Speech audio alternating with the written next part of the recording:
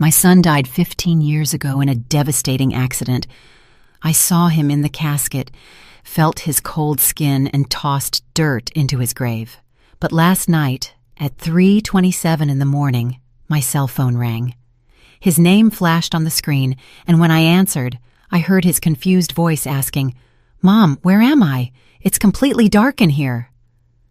How can your heart keep beating when you hear the voice of someone you buried? But before I continue, check if you're subscribed to the channel and write in the comments where you're watching this video from. We love to know how far our stories are reaching.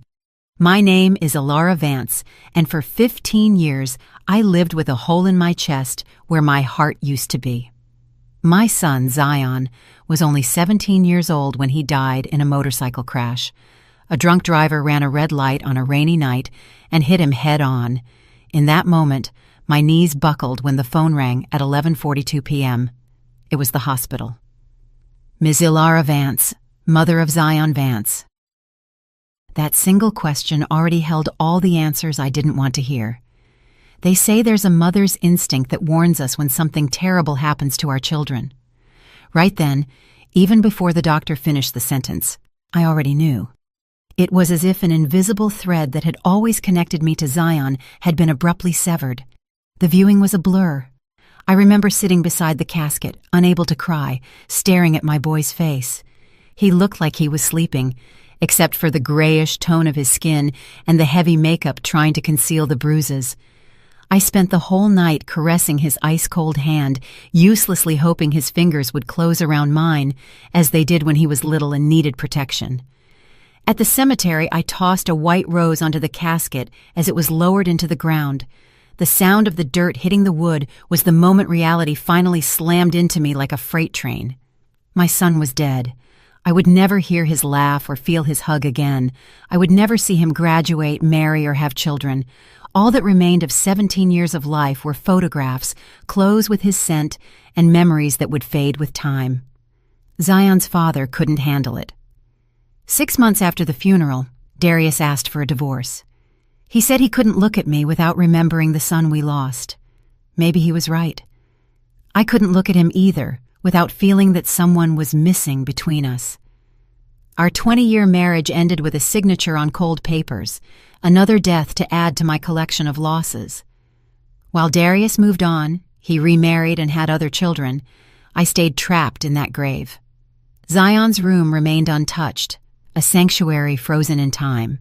His clothes were still in the closet, his worn sneakers beside the bed, his books on the shelf and on the desk, the math homework he never finished. I couldn't get rid of anything. Every object seemed to hold a piece of him that I refused to lose. Every Sunday, without fail, I visited his grave with fresh flowers. I cleaned the headstone, pulled the weeds, and talked to him as if he could hear me. I told him about the week, the little things that happened, the news of the world. Sometimes I brought a book and read aloud because Zion always loved it when I read to him before bed. You should move on, people told me, as if it were simple to leave behind the child who grew inside my womb, as if there were a deadline for a mother's grief. I tried therapy, support groups, antidepressants. Nothing healed that wound. I only learned to coexist with the pain, to carry it as a constant companion. For 15 years, I kept Zion's cell phone number active. I paid the bill every month just so I could call occasionally and hear the voicemail message in his teenage voice. "Hey, you've reached Zion. Leave a message and I'll call you back. Thanks." Those few seconds of audio were like a portal to a world where he still existed, where his voice still vibrated in the air. Maybe it was madness, but it was my way of keeping him alive. People moved on. His friends graduated, got married, and had kids. The world kept turning without Zion in it. I kept breathing, working as a kindergarten teacher, existing in a limbo between life and death. I wasn't truly alive, just existing out of inertia, counting the days until I could be reunited with my son again. That's when it happened, on a Wednesday, August 14th, 15 years after the accident. It was exactly 3:27 in the morning when my cell phone rang, pulling me from a restless sleep. In the darkness of the room, the screen's glow illuminated the name I never expected to see. Zion. No, it wasn't Zion, do not answer, as I had renamed the contact years ago when I would call the number just to hear the voicemail. It was just Zion, as if someone had restored the original contact. My heart rate skyrocketed, beating against my ribs like a caged animal. My hands were shaking so hard I almost dropped the phone. It couldn't be real. It had to be a dream, a glitch, some technical failure. Or maybe sanity had finally abandoned me altogether after years of living with the ghost of loss. The phone kept ringing, relentlessly. 5, 6 rings. On the 7th, something inside me snapped. I answered. For several seconds, I only heard slow, hesitant, human breathing. "Hello?" I whispered, my voice failing. More silence. And then, "Mom." The voice was his. There was no mistaking it. The same tone, the same way he'd slightly drawl the word, Mom. "Mom, where am I? It's completely dark in here." The air froze in my lungs. The room's walls seemed to contract around me. This couldn't be happening. "Zion." That was all I could manage as my entire body trembled. "Yeah, it's me. I don't know where I am. I can't see anything. I'm cold. What happened to me?" I switched on the lamp beside the bed with shaking fingers, as if the light could dispel this madness. My mind was firing in 1,000 different directions. It could be a cruel joke, someone who had stolen his number, an auditory hallucination caused by medication and sleepless nights. But that voice, I would recognize that voice anywhere. "Zion, is that really you?" I asked, tears streaming down my face. "How? How is this possible?" "I don't know, Mom." His voice sounded distant, confused. "I remember the crash. I remember the rain, the car lights coming right at me, and then nothing, just darkness. And now I'm here, but I don't know where here is. I can't see anything. I feel like I'm trapped." A sob escaped my throat. I jumped up, stumbling across the room while holding the phone like a lifeline. "Zion, you died 15 years ago. I buried you." Silence on the other end. A silence so dense I could almost touch it. "No, Mom, I can't be dead. I'm talking to you. I'm thinking. I'm feeling. I just can't move. Everything is tight around me." I felt a chill run down my spine, tight, like a coffin. My God. Could it be a hospital mistake? Someone declared dead prematurely? Stories of people being buried alive swirled in my mind in a torrent of horror, but it was impossible. I saw him at the viewing. I touched his cold skin. He was buried 15 years ago. He couldn't be alive after all this time. "Where are you right now?" I asked, trying to keep my voice steady. "What do you see around you?" "Nothing.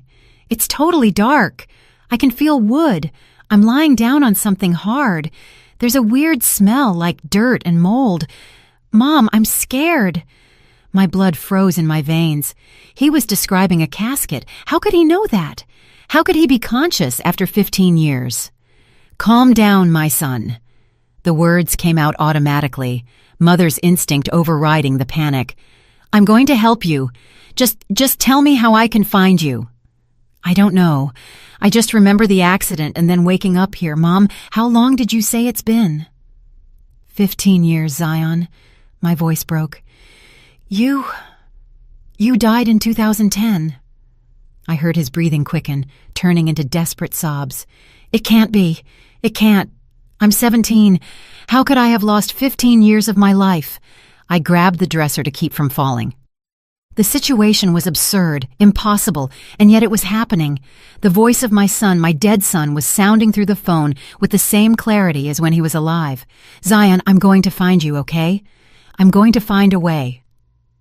Even I didn't believe what I was saying, but the desperation in his voice drove me to promise anything. "Just don't hang up, Please, don't hang up. The battery's dying, Mom. The panic was palpable in his voice. The phone's flashing. I don't want to be left alone in here. Wait, Zion, how are you calling me? Where did you get a phone? The questions exploded in my mind, searching for some logic in that madness. It was in my pocket, my old cell phone.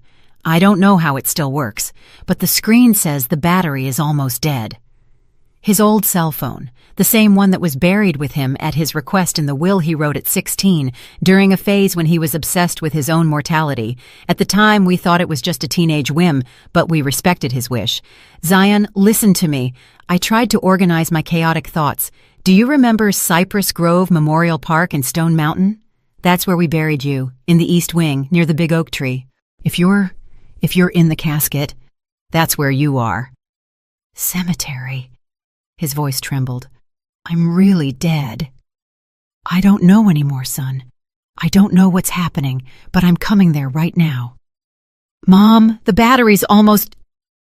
His voice began to cut out. Scared. Please, help me. Zion! Zion, hang on! I'm coming! I screamed into the phone, but only heard the call-ended signal. He had hung up, or the battery had died. Trembling, I tried to call his number back. Nothing. Just the automated message saying the number didn't exist, as if those brief minutes of conversation had never happened. I didn't stop to think about the logic or the impossibility of the situation. I threw a jacket over my pajamas, grabbed my car keys, and ran out to the garage. It was nearly 4 a.m. when I drove like a maniac through the deserted streets of Atlanta, running red lights, my heart beating so hard it felt like it would explode. The cemetery would be closed at that hour, but I knew the night watchman, Mr. Silas. Over years of Sunday visits, we had formed a silent friendship. He always let me stay a few minutes past closing when I lost track of time, talking to Zion's grave. I parked haphazardly at the cemetery entrance and ran to the guard booth. Mr. Silas was sleeping in a chair, but woke up startled by my frantic pounding on the glass. Ms. Alara, what happened? It's 4 a.m. I need to get in, Silas, now. It's urgent. It's about my son. He looked at me as if I had lost my mind, and maybe I had. Your boy. But Ms. Alara, I know it seems crazy, I interrupted, but I need to go to his grave right now, please. Something in my desperate look must have convinced him because he nodded, grabbed a bunch of keys and a flashlight. I'll go with you. It's not safe to be alone out here in the dark. I didn't have time to thank him. I was already running down the stone path I knew so well, illuminated only by the light of the waning moon. Mr. Silas was right behind me, panting, trying to keep up with my frantic pace. 15 years of visiting the same spot creates a precise mental map.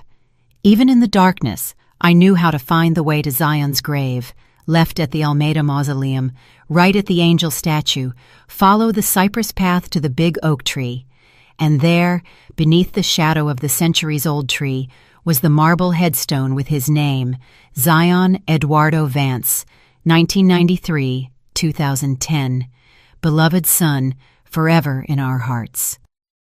I fell to my knees in front of the grave, the world spinning around me. What did I expect to find? What was I looking for?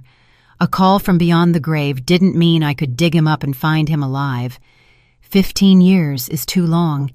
Even if there had been some mistake, even if he had been buried alive, a thought that sent shivers of horror down my back, there would be no way to survive that long underground. Ms. Zalara, Mr. Silas approached, concerned. Are you all right? I didn't answer. My eyes were fixed on the earth over the grave, firm, intact soil, covered by a carpet of well-kept grass that I myself had planted years ago. No sign of disturbance, nothing to indicate that someone or something had emerged from there. He called me, Silas, I murmured, without taking my eyes off the grave. My Zion called me less than half an hour ago. The watchman placed a hand on my shoulder, his voice gentle. Ms. Alara, you had a nightmare. It happens when we lose someone we love. It wasn't a dream, I screamed, pushing his hand away. I was awake! I answered the phone! It was his voice! I started scraping the grass with my fingernails, trying to dig, to claw at the dirt with my bare hands. It was madness. I knew it. A grave is almost 6 feet deep. I would never be able to reach the casket that way. But reason had abandoned me the moment I heard my son's voice on the phone. "Miss Ilara, please." Mr. Silas grabbed my wrists, preventing me from continuing that useless attempt. "You'll hurt yourself. This isn't normal." And I broke down in tears, smearing my face with the dirt from my hands. "He said it's dark. He said he's trapped. He's scared, Silas." I sobbed uncontrollably. "How can I leave him like that? How?" The watchman helped me up, supporting me as I trembled. "I'm going to take you home. You're very upset. Tomorrow everything will look different." But I knew it wouldn't. Nothing would be the same after that call. If I couldn't dig up my son with my own hands, I needed to find another way to understand what was happening. "His phone," I murmured, as Mr. Silas guided me out of the cemetery. It was with him in the casket. How could it work after so many years? How could it have battery? How could it get a signal down there? The watchman didn't answer, probably thinking I was delirious. And maybe I was.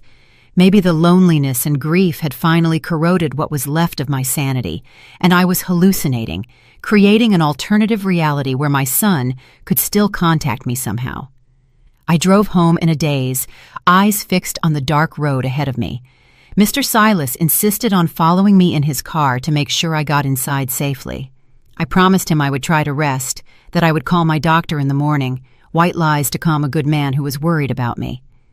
As soon as I closed the door, I rushed to the phone and tried to call Zion's number again. Nothing. The same message that the number didn't exist. I tried 10, 20 more times, always with the same result. I sat in the kitchen, shaking, trying to organize my thoughts. I needed help. I needed someone who would believe me, or at least pretend to believe while I figured out what was happening. Darius, Zion's father. If there was anyone who could understand, it would be him.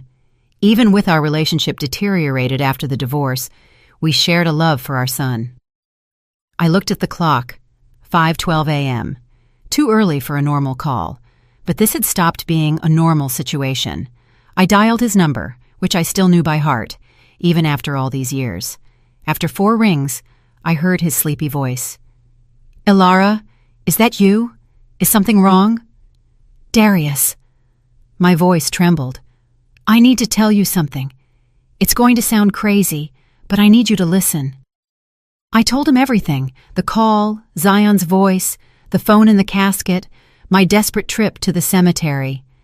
I expected him to interrupt me, to call me crazy, to suggest psychiatric hospitalization, but Darius just listened in silence, breathing heavily on the other end of the line. When I finished, there was a long moment of silence. "Do you believe me?" I asked finally, my voice small and uncertain. "I don't know what to believe, Ilara." His voice sounded strangely controlled. "But I know you wouldn't make something like this up. Not about Zion. I need your help. I need to understand what's happening." "What do you want to do?" "Exhume the body." The words came out before I could think. "I need to be sure, Darius. I need to see what's down there." More silence. Then, "You know that's almost impossible, right? We'd need court authorization. It's going to take time, and even if we get it, Ilara, 15 years, there won't be much to see." "I know, but I need to try. If there's the slightest chance that some mistake happened—" "I'll be there in an hour," he said, surprising me. "We'll talk in person."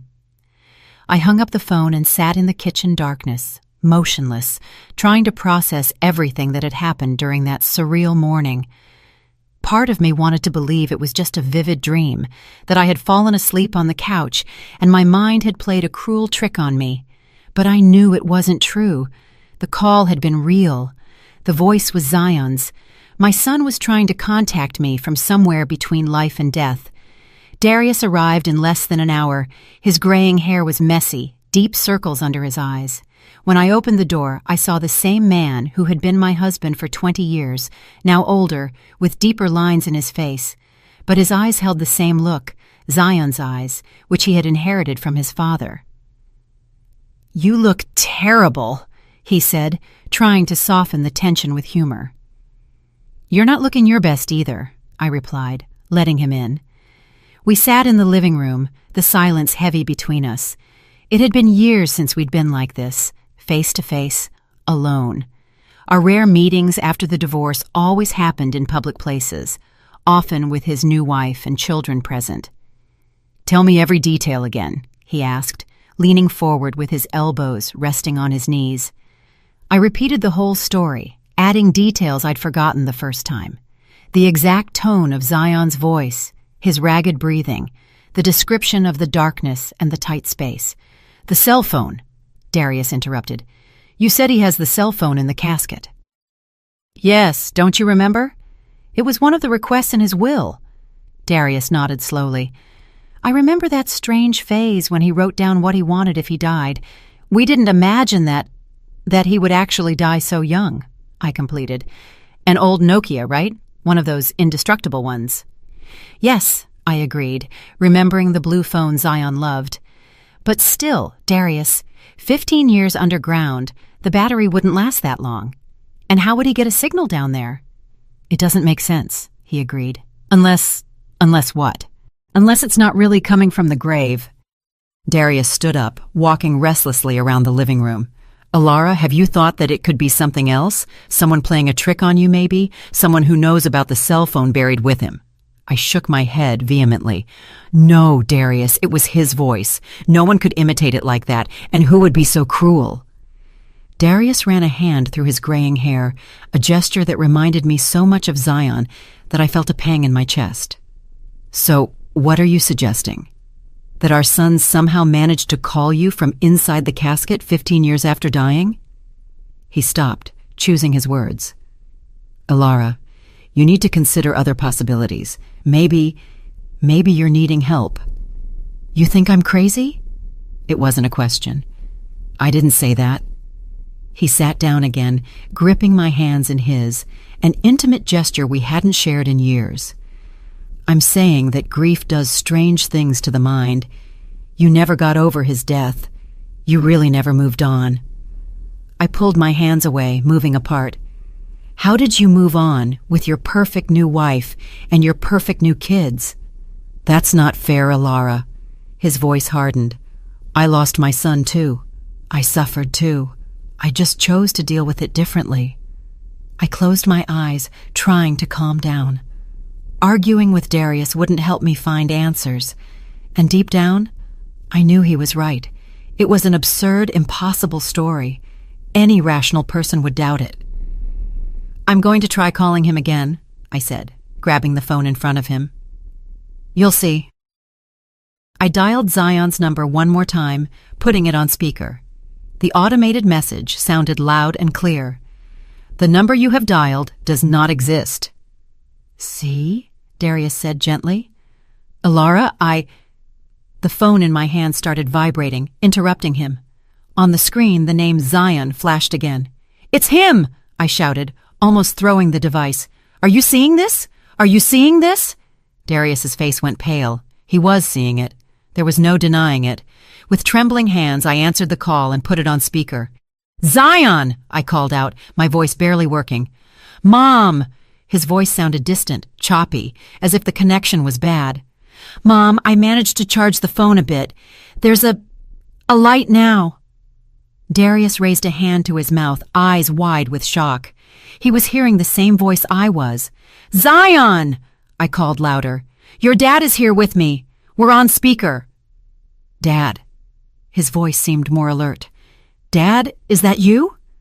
Darius swallowed, tears in his eyes. "Yes, son, it's me." "What's happening to me? Why are they saying I'm dead?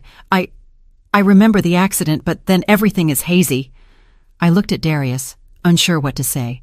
How do you explain to someone that they've been dead for 15 years? "Zion." Darius took the lead, his voice choked. "You said there's a light now. What are you seeing?" There's a a type of flashlight here. It was in my jacket pocket along with the phone. I don't know how it still works, but I can see a little bit now. I'm in a wooden box. It's small. I can barely move." I felt the blood freeze in my veins. He was describing the casket. "What else do you see?" Darius asked, gripping my hand tightly. "There's a white cloth, and I'm wearing— Wait, it's not my clothes, it's a suit. I never had a suit like this. The funeral clothes. The suit we bought for him to be buried in." Darius and I exchanged looks of horror. "Zion," my voice trembled, "try to push the lid. See if you can open it." We heard sounds of struggle, groans. "I can't. It's too heavy. It feels like there's something on top. Dirt, maybe." Darius took the phone from my hand, holding it closer to his face. "Zion, listen to me. We need to understand what's happening. How long have you been conscious in there?" "I don't know." His voice sounded frustrated. "It's like I just woke up from a long, confusing dream. I remember parts of my life, school, friends, you guys, but there are a lot of blurry things. It's like I've been sleeping for a long time." "And the accident, what do you remember?" "It was raining. Coming back from Jada's house, the bike slid on the curve. I saw the headlights coming at me very fast. Then pain, a lot of pain, and then nothing, until I woke up here in the darkness." The description matched exactly what we knew about the accident. The police reports, the witness testimonies. "Zion," I called, taking the phone back. "What's the last date you remember?" "March 10th, 2010. A Wednesday. I had a physics test the next day." Darius and I looked at each other again. March 10th, 2010. The day of the accident, exactly 15 years ago. "And do you remember?" I hesitated, not knowing how to ask. "Do you remember dying?" Silence on the other end. Just his irregular breathing. "I don't know." His voice was almost a whisper. "Now I remember the pain." Then a feeling of floating, like I was being pulled upward, bright lights, voices I didn't recognize, and then darkness until I woke up here. "Mom, Dad, am I really dead?" How do you answer that? How do you tell your own son that he did die, was viewed, mourned, and buried? "Zion," Darius took over, sparing me from having to answer. "Something very strange is happening. We need to investigate. Do you think you can maintain contact with us? How much battery does the phone still have?" 30%, I think. "I don't know how it's still working after— How long did you say?" 15 years, I replied, my voice failing. "It's 2025, son." My God. He seemed to be trying to absorb the information.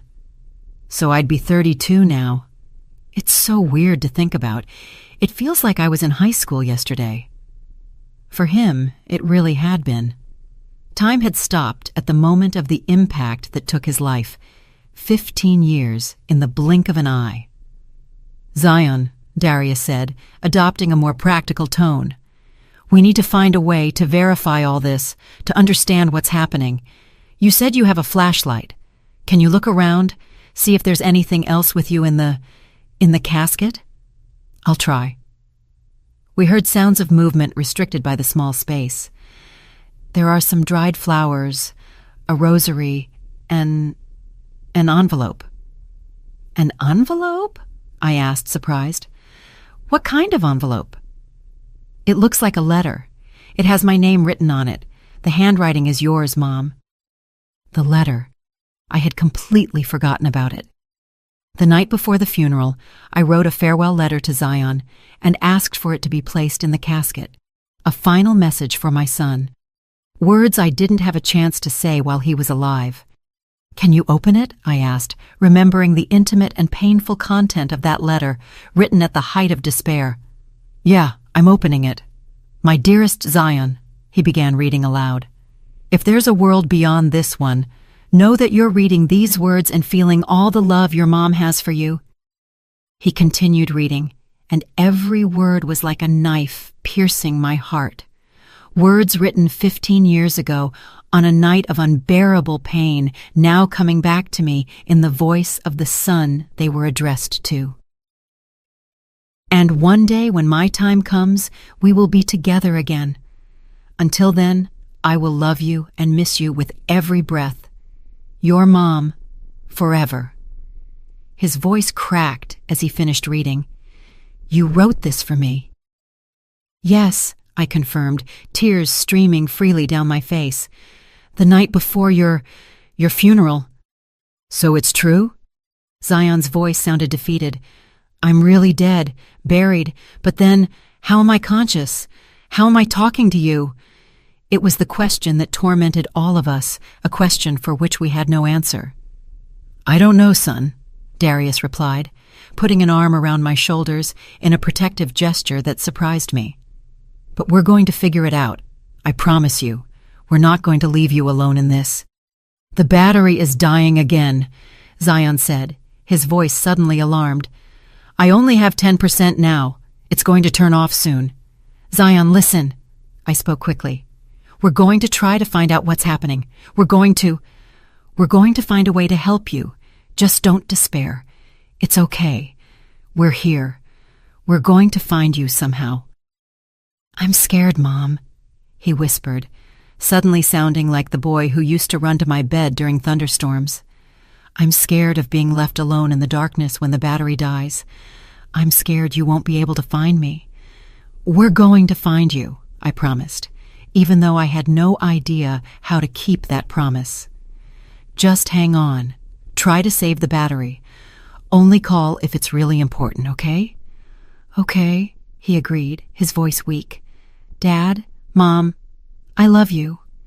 We love you too, son, we replied in unison, just like in the old days when he was little and we were tucking him in. The call ended abruptly. The phone screen went back to normal, as if nothing extraordinary had happened, but the tears in Darius's eyes confirmed that he had heard it too. It wasn't a hallucination. It wasn't madness. Somehow, our son was contacting us from beyond the grave. What do we do now? I asked, wiping my tears with the back of my hand. Darius got up, pacing the room, his analytical engineer's brain clearly working overtime. We need to be methodical. First, establish the facts. What do we know for sure? We know Zion died 15 years ago. We know we buried him. We know that somehow he's conscious and managed to call us. And what does that mean? Darius rubbed his face, suddenly looking much older. It's impossible for him to be alive in the casket, Alara. Not after 15 years. I know. I shivered at the thought of the implications. So what? Ghost? Restless soul? Some kind of residual consciousness? Darius had always been the more skeptical of us, a man of science who believed only in what he could see and touch. Seeing him now considering supernatural possibilities showed how much that call had affected him. I don't know, but I know we need help. He grabbed his phone. I'm calling Kai. Kai Lewis. Darius's best friend since college. A forensic pathologist who worked at the county morgue, someone who would understand the scientific aspects of the situation. Do you think it's a good idea to involve more people? I questioned nervously. What if he thinks we're crazy? Kai knows me well enough to know I wouldn't make something like this up. Darius was already dialing. We need someone who understands the science part, and also, we're going to need some kind of authorization to exhume the body. The word exhumation made my stomach churn. The idea of digging up Zion, of seeing what was left of him after 15 years, was too disturbing. Do you really think we should do that? I asked, my voice low. Darius looked at me with a seriousness I hadn't seen in years. If that were you, trapped somewhere between life and death, wouldn't you want us to do everything in our power to help you? He was right. If there was any chance of helping our son, we needed to try, no matter how unsettling the idea was. Kai left shortly after, promising to immediately start the process for the exhumation authorization. Darius decided to stay with me, settling onto the living room couch. It was strange to have him back in the house we shared for so many years. The house where we raised our son, the house he abandoned when the grief became unbearable. Night fell, bringing with it a darkness that seemed denser, more oppressive than usual. Neither of us could sleep. We stayed in the living room, Darius on the couch, me in the armchair, the silence heavy between us, broken only by the occasional hoot of an owl or the whisper of leaves in the wind outside. "You still keep his things, don't you?" Darius suddenly asked, looking toward the hallway that led to Zion's room. "Yes," I admitted. "I didn't change anything." He nodded without judgment. "Can I see?" I guided him down the hall to the room that had remained untouched for 15 years. I opened the door slowly, as if afraid of waking someone. The smell of dust and stopped time greeted us. The curtains were drawn, but I turned on the light, revealing the sanctuary I had built for my son. The bed was still made with the Batman blanket he loved, even though it was a kid's thing for a 17-year-old. The desk had school books piled on it, an unfinished math assignment in the open notebook, rock band posters on the walls, a pair of worn sneakers beside the bed, and his guitar in the corner, covered in dust, silenced by time. Darius stood in the doorway, taking it all in. I saw his hands tremble slightly. "You accused me of moving on too quickly," he said softly. "Maybe you're right, but maybe it's because I couldn't do this. I couldn't preserve the memories like you did." He walked slowly through the room, touching the objects with reverence. He stopped in front of the trophy shelf, swimming, chess, science competitions. Zion had always been a brilliant boy, destined for great things, a life abruptly interrupted before it could fully bloom. "Look at this." Darius picked up a small black notebook from a half-open desk drawer. His journal. My heart raced. I never had the courage to read it. Me neither. He held the notebook carefully, as if it were a precious artifact. "Maybe we should now. Maybe there's something in here that can help us understand." We sat down on Zion's bed, side by side, the journal between us. With trembling fingers, Darius opened to the first page. "January 10th, 2010, he read aloud. "I had that dream again, the one about the accident, so real I woke up in a cold sweat.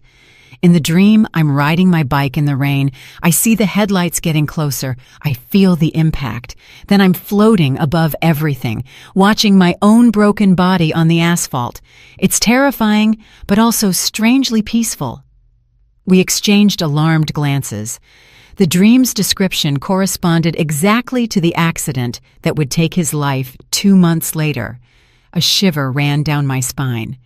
Darius continued reading, turning the pages carefully. The entries described the daily life of a normal teenager: exams, friends, the girl he liked, arguments with his parents. But there was something else, something disturbing, that was repeated in several entries. Dreams about his own death. Always the same scenario, always the same feeling of watching from the outside. "March 1st, 2010, Darius read, his voice heavy. "Just 10 days before the accident." The dream got more intense. This time I saw the funeral. I saw Mom crying over my casket. I saw Dad trying to be strong but falling apart when he thought no one was watching. I saw my friends standing in a circle, not knowing what to say. It's so vivid that I'm starting to wonder if they're really dreams or something else. Premonitions, warnings. I'm scared, but also curious. My breathing failed. Zion had dreamed about his own death, his own funeral, weeks before it happened. He knew, I murmured, stunned. Somehow he knew what was going to happen. Darius turned to the last entry. It was dated March 10th, 2010, the day of the accident. "Today is the day. I don't know how I'm so sure, but I am." Last night's dream was so real that I can still feel the impact. The metal tearing my skin, the bones breaking. I should be terrified, but strangely, I'm not. It's like it's inevitable, like it's destined. If something happens to me today, I want Mom and Dad to know I love them more than anything. And I also want them to know that it won't be the end. Somehow, I'm going to find a way back to them. I'm going to find a way to say I'm okay, that I just changed forms. P.S. If I'm right, please bury my cell phone with me. It might sound weird, but I have a feeling I'm going to need it." The journal fell from Darius's hands. The silence that followed was dense, loaded with impossible implications. "He knew," I repeated, my voice almost inaudible. "They weren't just dreams. He saw the future, and he knew that somehow, someday, he was going to contact us." "The cell phone," Darius murmured. "He asked to be buried with the phone because he knew he was going to use it to communicate with us." The understanding of what was happening began to form in our minds, still hazy, still incomplete, but with more defined contours. Zion had somehow foreseen his own death, had prepared for it, and now, 15 years later, he was fulfilling his promise to find a way back to us. As if responding to our thoughts, my cell phone rang. Zion's name flashed on the screen. We answered together, Darius leaning in to listen. "Zion!" I called out, my heart pounding. "Mom! Dad!" His voice sounded different now, firmer, more assured. "You're in my room, right? You just finished reading my journal." I was paralyzed with shock. "How? How do you know that?" "I can see you," he answered calmly. "I don't know how to explain it. It's like I'm in two places at once. I'm still here in the darkness, but I can also observe, like in the dreams I used to have." Darius took the phone, his eyes wide with shock. "Zion, are you saying you can see us right now?" "Yes. Mom is wearing that blue shirt I gave her for Mother's Day many years ago. You're holding my swimming trophy from the state championship." It was true. Darius had just grabbed the trophy from the shelf as we spoke. There was no way Zion could know that unless he could truly see us. "My God," Darius whispered. "This is terrifying." "I know," Zion completed. "It is for me too. I'm learning to control this. At first it was just darkness, but now it's like I can project my consciousness outward, see things, hear things." "Can you see other people besides us?" I asked, trying to grasp the scope of this impossible ability. "Yes, I can see Kai at the precinct right now, filling out forms. You're processing the exhumation, aren't you?" A shiver ran down my spine. How did he know about Kai? How did he know about the exhumation? "Zion, what's happening to you?" Darius asked, his voice trembling. "Are you dead? Alive? What?" There was a pause before the answer. "I don't know exactly. My body is here, but it's not alive in the normal sense. It's preserved somehow, as if time has stopped for it, but my consciousness is somewhere else, in many places at once." "This is impossible," Darius murmured, the rational engineer struggling against the supernatural evidence. "Many things are impossible until they happen," Zion replied. "Mom always used to say that, remember?" It was true.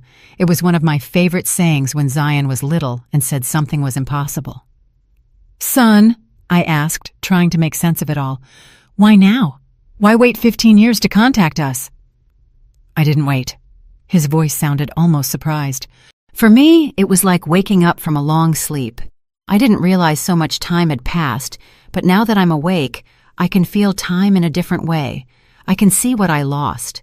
I can see how much you suffered. And I can see that maybe I can return." "Return?" Darius and I spoke in unison. "What does that mean?" "I'm not sure," Zion admitted, "but I know you need to open the grave. I need you to get me out of there.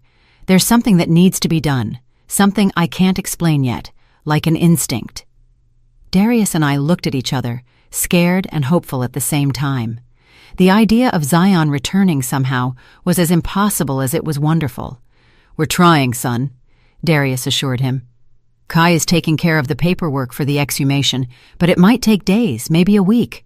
"That's too late," Zion's voice replied, urgent.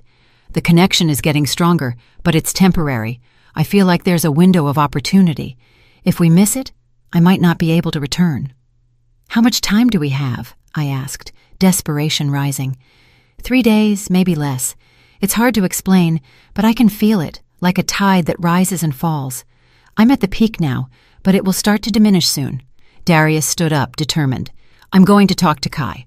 We're going to expedite the process. If we don't get the authorization in time—" He didn't finish the sentence, but I understood what he meant.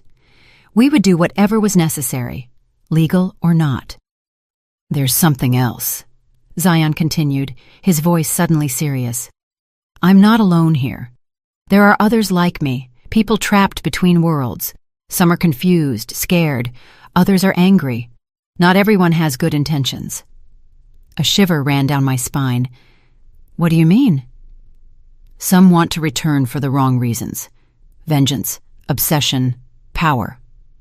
If they find a way back, like I'm trying to do, it would be dangerous," Darius concluded, his face grim. "Very," Zion confirmed. "I'm trying to hold them back, block the path, but I'm getting tired. I don't know how much longer I can." The implication was clear and terrible. Our son wasn't just trying to find a way back to us. He was serving as some kind of guardian, preventing other spirits with dark intentions from escaping. "How can we help?" I asked, determination replacing the fear. "Just get me out of there," he replied. "The rest I can try to solve once we're reunited somehow." The call started to fail. Zion's voice was choppy with static. "I'm losing connection, battery dying." "Zion!" I screamed into the phone. "Hold on, we're coming for you." "I know you will." His voice was just a whisper now. "I love you both very much." And then, silence. The call had dropped. Darius already had his phone in hand, calling Kai. He spoke quickly, urgently, explaining the need to speed up the process. I watched him, a new resolve growing within me. If bureaucracy didn't work in time, we would take matters into our own hands. The next 24 hours were a race against time. Kai used all his influence at the morgue and the police department to accelerate the authorization. Darius mobilized old work colleagues, some with political connections. I stayed home, waiting for new calls from Zion, the phone always within reach, the volume turned up high. He didn't call again that day or the next.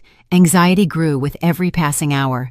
Kai assured us that the authorization would be issued within 48 hours, fast by bureaucratic standards, but still potentially too late, according to Zion's warning. On the morning of the third day, Darius and Kai arrived with news. "The authorization comes out this afternoon," Kai explained, his face tired from lack of sleep. "They scheduled the exhumation for tomorrow morning." "That's too late," I replied, remembering Zion's warning. He said 3 days at most. Today is the third day. Darius and Kai exchanged meaningful looks. "We have an alternative plan." Darius spoke softly, as if afraid of being overheard. "It's not legal, but—" "The cemetery watchman," Kai completed. "Mr. Silas. He agreed to let us in tonight after closing. He'll bring the necessary equipment. We'll do everything discreetly." "And then?" I asked. "Even if we manage to open the casket, what will we do? We can't just take whatever we find there." "One step at a time," Darius replied. "First, we need to see what's inside, understand what Zion meant by return." We spent the day in a state of contained anxiety, preparing for the night. Kai brought dark clothing for everyone, flashlights and tools. Darius prepared the car with fake documents in case we were stopped by the police. I packed food, water, and blankets, acting more out of Mother's instinct than logic. By 10 p.m., the cemetery had been closed for an hour. We drove there in silence, each lost in our own thoughts. Mr. Silas was waiting for us at the back gate, his face grim but determined. "I have everything ready," he said quietly. "The tools are hidden near the grave. No one comes here at this hour, but we need to be fast and quiet." The cemetery at night was a completely different place. Shadows seemed to move between the graves, and the silence was broken only by the occasional hoot of an owl or the rustling of leaves in the wind. We followed Mr. Silas along side paths, avoiding the main trails where the moonlight made us more visible. Zion's grave, beneath the big oak tree, seemed to be waiting for us. Beside it, hidden under bushes, was a small hydraulic shovel, the kind used for minor construction in confined spaces. "I borrowed it from the maintenance crew," Mr. Silas explained. "It will save us hours of manual labor." Kai and Darius immediately got to work, operating the small machine carefully to minimize noise. The soil over Zion's grave was compacted after 15 years, but the machine cut through it with surprising efficiency. I stood guard, my eyes alert for any movement, my ears sharp for any sound that didn't belong to the night. My cell phone was in my pocket, silent, but ready for any new contact attempt from Zion. After nearly an hour of work, the hydraulic shovel struck something solid. The sound of the machine hitting wood made my heart jump. "The casket," Darius announced in a whisper. "Now we need to work by hand." The three men grabbed manual shovels and began carefully clearing the dirt around the casket, revealing its contours. I moved closer, unable to stay away at that crucial moment. The casket looked well preserved, protected by the dry soil. "It's a good casket," Mr. Silas murmured. "Treated wood, sealed against moisture, explains why it's so well preserved." When they finally cleared enough dirt to expose the entire lid, Darius and Kai positioned themselves on either side. "Ready?" Darius asked, looking at each of us. I nodded, unable to speak. Kai took a deep breath, preparing for whatever we might find. Mr. Silas made the sign of the cross. Together the two men lifted the casket lid. The smell that escaped was not the smell of decomposition we feared, but a strange, almost medicinal scent. A soft, bluish light emanated from within, illuminating the surprised faces of the men. I pushed my way between them to look. Nothing could have prepared me for the sight that awaited me. Zion was there, his body perfectly preserved as if he had been buried yesterday. There were no signs of decomposition, no signs of the 15 years that had passed. His face looked asleep, serene. He wore the same dark suit from the funeral, his hands crossed over his chest. Beneath them, glowing with that strange bluish light, was his old cell phone.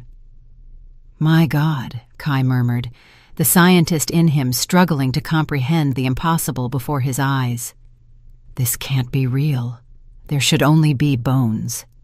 Darius reached out a trembling hand, touching our son's face. "He's warm, not cold like a corpse, not hot like a living person, just warm." The sight was so surreal, so far outside any known logic or science, that for a moment none of us could move. It was as if time had been suspended inside that casket, preserving Zion exactly as he was on the day of his funeral. Slowly I moved forward and touched his face. The skin was firm, elastic, like that of a living person, but there was no pulse, no visible breathing. Just that strange intermediate temperature, neither alive nor dead. "The phone," I pointed out. "It's glowing." It was true. The small blue Nokia beneath his hands emitted that supernatural light, illuminating the inside of the casket. When I leaned in to touch it, the screen lit up on its own, displaying a message. "Get me out of here. Take me home. I have little time." We didn't hesitate. Darius and Kai, with the help of Mr. Silas, carefully removed Zion's body from the casket. He was lighter than he should have been, as if the matter of his body had been partially replaced by something less dense, less physical. Together, we wrapped Zion in the blanket I had brought and carried him back to the car. The cell phone in his hand continued to glow, now pulsing like a heart, the rhythm accelerating as we drove away from the cemetery. No one spoke during the journey. What could we say in the face of something so far beyond our comprehension? We decided to take him to my house, the house where he grew up, the last place he lived. It felt right. Kai and Mr. Silas helped us carry him inside, placing him gently on his own bed, in the room that had remained untouched for 15 years. "I've never seen anything like it in my entire career," Kai murmured, still examining Zion's motionless body. "There are no conventional vital signs, but there is also no rigor mortis or any sign of decomposition. It's as if he's in a completely different state of matter." The cell phone in Zion's hand flashed again, displaying a new message. Water, sunlight, music. We looked at each other, confused, until I understood. He's telling us what he needs. I quickly brought a glass of water and pressed it against his lips. To our surprise, he seemed to absorb the liquid, although there was no movement in his throat. I opened the curtains, allowing the rising sun's light to bathe his face. Darius found the old radio on the nightstand and turned it on to a station playing classical music, the kind Zion always liked. The phone flashed again. "Thank you. Now I need to rest. Tomorrow." Kai and Mr. Silas left shortly after, promising to return in the morning. Both swore to keep what they had witnessed a secret. Darius and I remained in Zion's room, one on each side of the bed, watching our son in his impossible state, neither alive nor dead. "What happens now?" I whispered, holding Zion's inert but strangely warm hand. Darius shook his head. "I don't know. We're in unknown territory, but he asked us to bring him home, and we did. Now we need to trust him." We spent the night in silent vigil. At some point, I fell asleep in the chair beside the bed. I dreamt of Zion, not the teenager I had lost, but an adult man, as he would have been if he had lived. In the dream, he smiled and said, "It's almost time, Mom, just a little longer." I woke up at dawn to a strange humming filling the room. Darius had also woken up, looking around confused. The source of the sound was Zion's cell phone, which was now glowing intensely, the bluish light pulsing at an increasingly rapid rhythm. Slowly, almost imperceptibly at first, Zion's body began to change. The skin, which had been deathly pale, gained color. The previously rigid fingers moved slightly. The eyes, closed for 15 years, trembled beneath the lids, as if in a deep sleep. "Darius," I whispered, grabbing his hand. "Something is happening." The humming intensified, becoming almost unbearable. The light from the cell phone expanded, enveloping Zion's entire body in a cocoon of light. For a terrible moment, I thought he might be disintegrating, vanishing before our eyes. But then I realized he was transforming. The teenage face softened, the contours subtly shifting, aging. The body beneath the funeral suit seemed to fill out, gaining mass and height. It was like watching 15 years pass in a matter of minutes, time recovering its normal course, accelerated. And then, as suddenly as it began, everything stopped. The humming went silent. The light retracted into the cell phone before turning off completely. The room returned to normal, illuminated only by the rising sun. Zion opened his eyes. They were no longer the eyes of a 17-year-old boy, but the eyes of a 32-year-old man, the age he would be now. His face had changed, matured, though it was still unmistakably him. His body had grown, making the funeral suit tight in the shoulders and short at the wrists. "Mom." His voice was deeper, more resonant. "Dad." We fell on him in a desperate embrace, tears flowing freely. It was impossible. It was a miracle. It was our son returning from the dead, not as a ghost or a zombie, but as a living, whole man who seemed to have lived every one of the 15 years he had lost. "How?" That was all Darius could say, holding Zion's face in his hands, examining him with awestruck eyes. Zion smiled, an adult smile with fine lines at the corners of his eyes that hadn't been there before. "It's complicated. I don't fully understand it myself. Time works differently on the other side," he continued. "It's not linear like it is here. I lived many lives there. I learned things. I grew. When I realized there was a way back, that I could return if the conditions were right." He looked at the cell phone, now plain and ordinary in his hand. "This was the link, the connection that kept me tied to this world. And you, too, were the beacon that guided me back." "But how is this possible?" I asked, still unable to fully believe the miracle before me. "Your science doesn't have words for this yet," Zion replied gently. "Parallel dimensions, maybe, or alternative states of consciousness. The important thing is that I'm here. I returned. Not exactly as I was, but—" He looked at his own hands, now larger, stronger, with small scars and calluses that weren't there before. This body reflects the experiences I had there, the growth, the learning, as if I lived those 15 years elsewhere. Darius, ever the pragmatic one, was already thinking of the implications. How are we going to explain this? Legally, you're dead. You don't exist in the system. Zion smiled again. We'll have time to figure that out. Kai can help. Maybe a story about a mistaken identity. Amnesia, something like that. The important thing is that I'm back. His face suddenly grew serious. But I'm not the only one who found the way.